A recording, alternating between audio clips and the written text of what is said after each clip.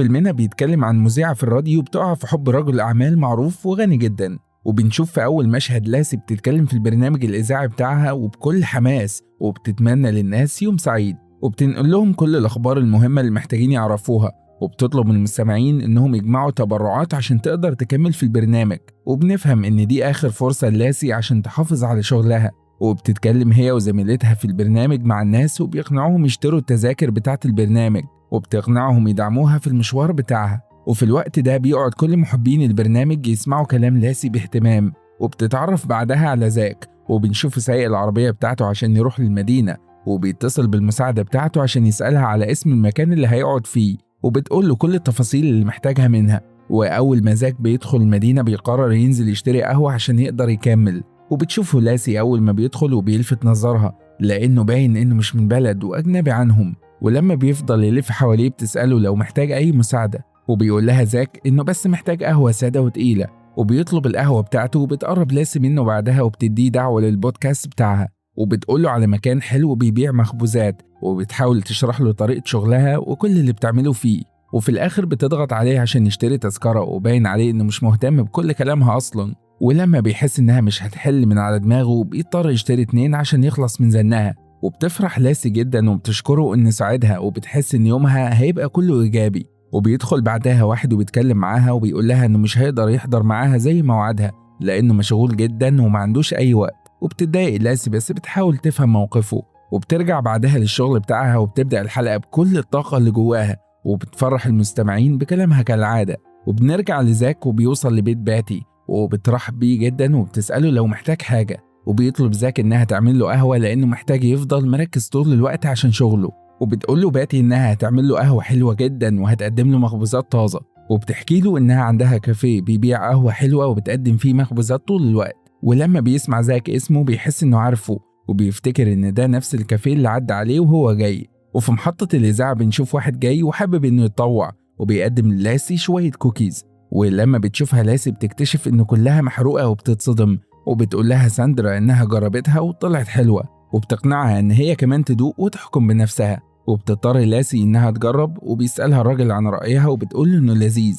وبترجع لاسي للبيت وبنعرف من مامتها إن في واحد حجز عندهم، وبتحكي لها إنه مهندس كمبيوتر وباين إنه راجل مهم، وبتحكي لها إنه طول الوقت مشغول وبيتكلم في التليفون. وبيدخل زاك للمطبخ وبتشوف لاسي، وبتعرف إن ده الشخص اللي مامتها كانت بتتكلم عنه، وبتعتذر له لو ضغط عليه الصبح، وبتقول له إنها بس بتشوف شغلها مش أكتر. وبيأكد لها زاك إنه مش متضايق، وبيقول لها إن مفيش أي مشكلة. وبتستغل لاسي الفرصة وبتشكره إنه اشترى التذاكر منها، وبتعرض باتي عليه إنه يقعد يتعشى معاهم. وفجأة بتجيله رسالة وبيقول لهم إنه مش هيقدر يتعشى معاهم، وبيطلع على أوضته وبيتكلم مع المساعدة بتاعته، وبيعرف منها إن كل حاجة جاهزة وإنهم مستعدين عشان يعلنوا عن البرنامج بتاعهم. وبيحس زاك إنه لسه مش مستعد ومحتاج شوية وقت، وبتقنعه المساعدة إنه ياخد وقت يفكر ويشوف هيعمل إيه، وإنه لازم يستغل الفرصة. وتاني يوم الصبح بيستعد زاك وبيقف يعمل لنفسه عصير، وبتدخل لاسي على المطبخ ولابسة البيجامة بتاعتها ومش مركزة. ولما بتلاقيه بيشرب عصير أخضر صحي بتحس إنها عايزة ترجع لأنها بتقرف منه قوي،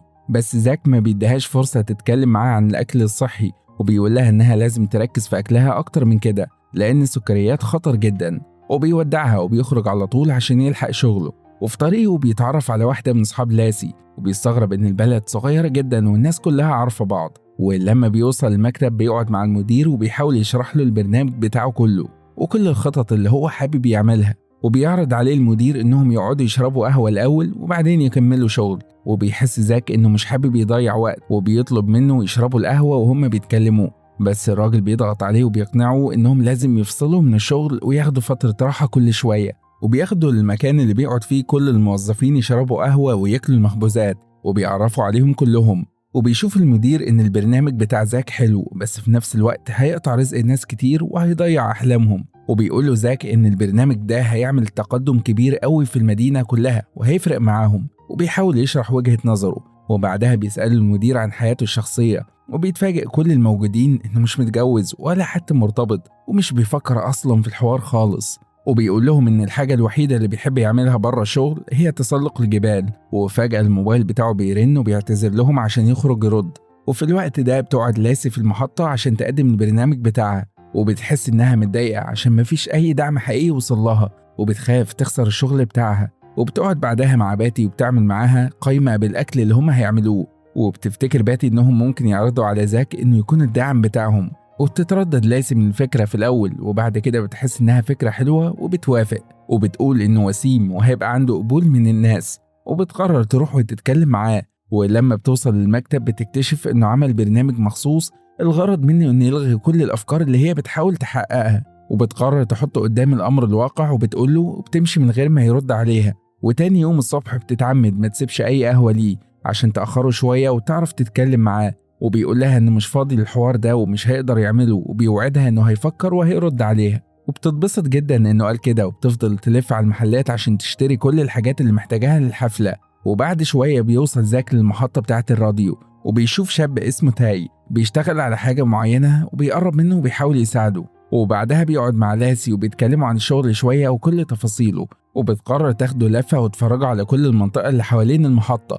وبيتفاجئ زاك لأنه بيشوف مناظر طبيعية جميلة جدا، وبيمشي معاها في المكان وبتشرح له كل اللي هي محتاجاه منه، وبتحكي له إن المنطقة دي تعتبر من أكتر الأماكن اللي بتميز المدينة بتاعتهم، وبتقول له إنها متعلقة بالبلد جدا ومش حابة تبعد وتشتغل في أي مكان تاني، وبتعمل كل اللي تقدر عليه عشان تحافظ على شغلها وتقدم مجهود لأهل البلد. وبيقول لها زاك إنه في مجلة في بوسطن بتقدم نفس النوع ده من الخدمات وبتهتم بيه جدا، وبتعرف لاسي إنها بتتابع المجلة دي وبتاخد منها أفكار كتير جدا، وبتقول له إن كل اللي مضايقها إنها بتعمل كل المجهود ده ومش بتلاقي التشجيع المناسب، وبتشوف إنها محتاجة دعم عشان تقدر تستمر في مساعدة الناس. وبيقول لها زاك إن هو كمان بيحاول يخدم الناس بس بطريقته، وإن البرامج اللي بيعملها بيفكر فيها إزاي يخلي الحياة أسهل. وبتشوف لاسي إن البرامج دي مش الكل بيستفيد منها، وإنها ليها سلبيات كتير ومعمولة لفئة معينة من الناس. ولما بتسمع وجهة نظره بتحس إنها بدأت تقتنع بشغله شوية وإن عنده حق برضه. ولما بيوصلوا المزرعة بيتقابلوا مع بيت، وبتلاقي دراعه مكسورة بسبب الحادثة اللي عملها، وبتعمل لاسي معاه مقابلة وبتخليه يتكلم مع الناس، وبيطلب منهم المساعدة لأنه محتاج حد يجمع له التفاح بتاعه قبل ما يبوظ على الشجر، وبيقول إن إيده هتاخد فترة طويلة عشان يقدر يستخدمها تاني. وبيقعد زاك يتفرج عليهم وبيحس إنه مبسوط جدا بطريقة لاسي وإنها بنت بسيطة وطيبة، وبيحس إنه حابب يساعدها فعلا. ولما بيخلصوا بيقول لها إنه معجب جدا بشغلها، وبتشرح له لاسي إن اللي بتعمله ده بيطلع كويس عشان بتتعامل مع الناس بقلبها وبتحاول تحس بمشاكلهم، وبتحكي له إن لو كل واحد حس بالتاني البلد هتبقى أحسن بكتير والحياة هتبقى أسهل على الكل. وبتفضل تتحايل عليه يساعدها، وبتقول له إنها فعلا محتاجاه وهيقدر بمجهود قليل يساعد ناس كتير جدا ويحل مشاكلهم. وبيقتنع زاك بكلامها وبيقول لها إنه خلاص موافق وهيبقى معاها. وبالليل بيسألها زاك لو ينفع يستخدم من البيض الموجود في التلاجة، وبتستغرب لاسي إنه عايز يعمل مخبوزات، وبتشرح له إنها كانت بتهزر معاه وإنه عشان يساعدها مش مضطر يتعلم ويعمل أي حاجة أصلا. وبيقول لها زاك إنه لما بيدخل في حاجة بيحب يكون فاهم فيها، وعشان كده بتعرض لاسي عليه إنها تعلمه وفي المقابل يشارك معاها في الميزانية. وبيوافق زاك على العرض بتاعها وبيقول لها إنه مستعد يعمل كل اللي هي عايزاه. وتاني يوم الصبح بتعمل لاسي مقابلة مع ماكس ولوكاس، وبتضايق منهم لأن كل واحد منهم بيحاول يسرق فكرة التاني ومش متفاهمين خالص. وفي نفس اليوم بيقعد صاحب الشركة اللي زاك بيتعامل معاهم بيفكر في البرنامج بتاع زاك، وبيحس إنه مش فاهم حاجات كتير وبيطلب من زاك إنه يساعده. وبعد شوية بيعرض عليه المدير إنهم ياخدوا استراحة ويشربوا حاجة، وبيعتذر له زاك وبيقول له إنه مش هيقدر يستريح لأنه مشغول جدا النهاردة وما عندوش أي وقت، وبيحكي له على المساعدة بتاعته لاسي، وبيقول له إنه لازم يتعلم المخبوزات في أسرع وقت. وبيستغرب المدير منه جدا وبيفضل يضحك على أفكاره. وبالليل بيقف زاك مع لاسي في المطبخ وبيستعد عشان يتعلم منها كل حاجة، وبتسأله لاسي إيه نوع الحلويات المفضل عنده، وبيعترف زاك إنه أصلا ما بيحبش الحلويات. وبتستغرب لاسي جدا منه وبتحاول تعرف لو بيحب كيكة معينة، وبيفكر زاك شوية وبيقول لها إنه ممكن ياكل من كيكة الفانيليا. وبتحس لاسي إنه راجل غريب جدا، وبتقرر في الآخر تعمل كيكة اللي بيحبها، وبتجهز كل اللي هي محتاجاه عشان يبدأوا، وبتطلب منه يبدأ يعمل لوحده عشان يتعلم بجد. ولما بيسألها عن الطريقة بترفض تقوله، وعشان كده بيقرر يجيبها من على النت، وبيحاول يحط الكمية المحددة وبيلاقي صعوبة كبيرة جدا عشان يقدرها. وبتحس لاسي إنه واخد الموضوع جد قوي، وبتقترح عليه يتعامل ببساطة ويحاول يستمتع مش أكتر. وفي الوقت ده بيحس زاك إنه مستريح معاها جدا وإنها بنت لذيذة ومختلفة.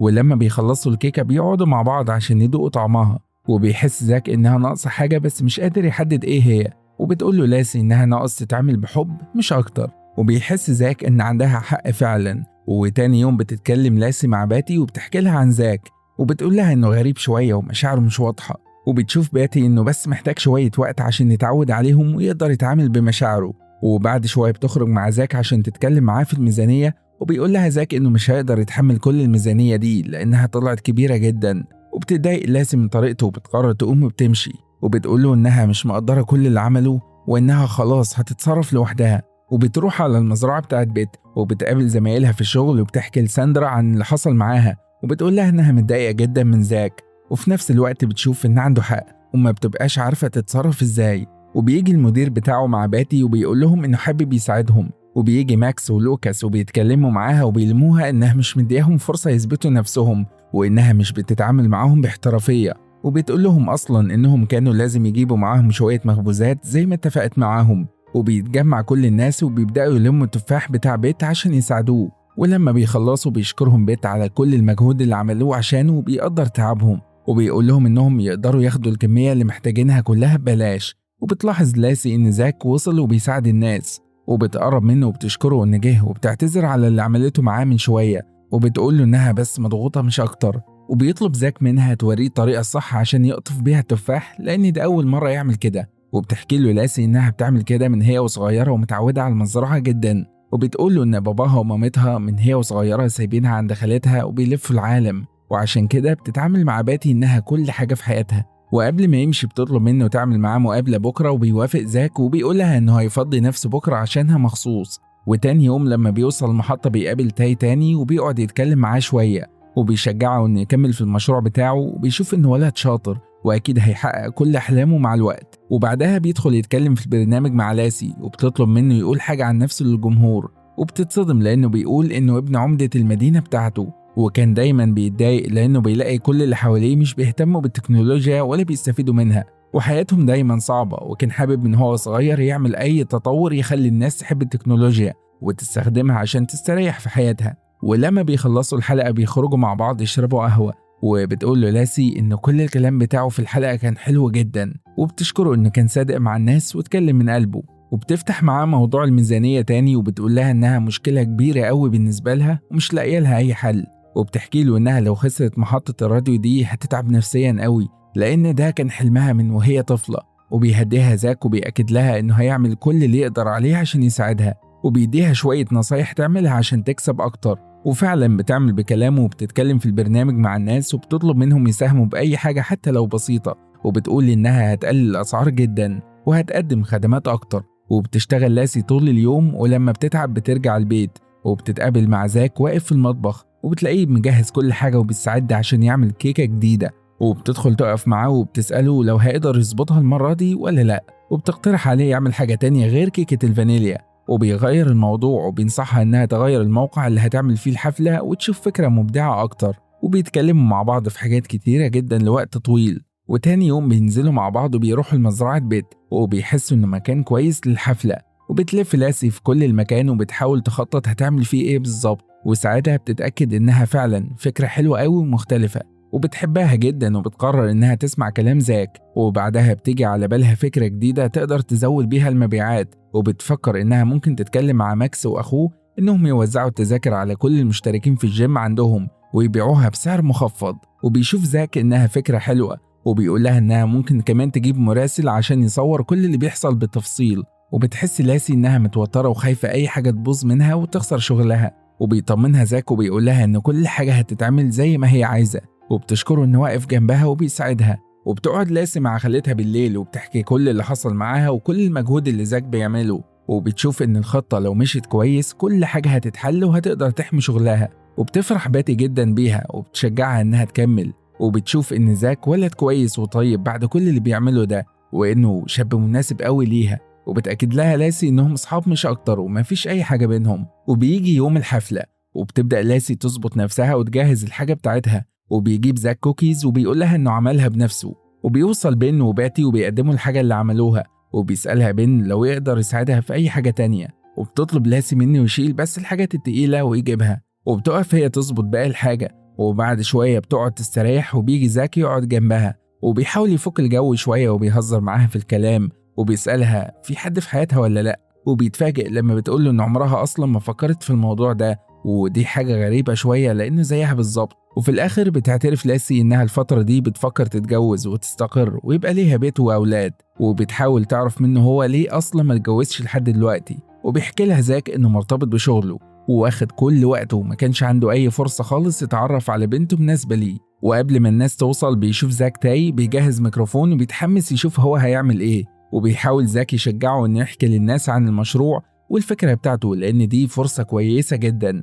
بس تاي بيتوتر وبيقول إنه أصلا ما بيعرفش يتكلم في وسط ناس كتير وعنده مشكلة في الموضوع ده ومش هيقدر يعمل كده. وبيحس زاك إنه صعبان عليه وحابب يساعده بأي طريقة، وبيقترح عليه إنه يبدأ يتكلم في بودكاست عشان يتغلب على الخوف اللي عنده، ولما يتحسن شوية هيحس بفرق كبير جدا. وبيرن الموبايل بتاعه ساعتها وبيلاقي المساعدة بتاعته بتبلغه إنهم أخيرا لقوا مستثمر كبير جدا للمشروع بتاعهم. وبيتوتر زاك جدا لأن المشروع بتاعه لسه مخلصش أصلا، وبتأكد له المساعدة إنه لسه عنده وقت كافي عشان ينجز الباقي، وبتقول له إنه لازم يبدأ الشغل في أسرع وقت عشان يلحق. وبيحضر ناس كتير للمكان، وبيتفاجئ باتي ولاسي إن في صحفية من جريدة كبيرة جدا جايين يصوروا الحدث بتاعهم عشان يساعدوهم يتعرفوا أكتر ويدعموا المشروع. وبتأكد لها دانا إن الفكرة حلوة جدا وهتعجب ناس كتير. وبعد شوية بتبدأ لاسي تتكلم مع كل الموجودين وبتشكرهم إنهم حابين يدعموها هي وزمايلها، وبتحس إنها مبسوطة جدا بكل اللي بيحصل حواليها.